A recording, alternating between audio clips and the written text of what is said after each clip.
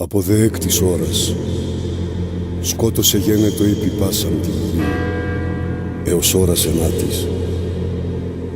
Περί δε την ενάτην ώρα ανεβόησεν ο Ιησούς φωνή μεγάλη λέγον «Ηλί, Ηλί, λαμά σαβαχθανί». Τούτες τι, Θεέ μου, υνατί με εγκατέλειπες.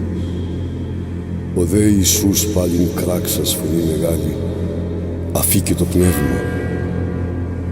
Και ιδού το καταπέτασμα του ναού εσχίστη εις τα δύο, από άνωθεν έως κάτω, και η γη εσύστη, και επέτρα εσχίστησαν και τα μνημεία ανεόχθησαν, και πολλά σώματα των γεκοιμημένων Αγίων ηγέρθη.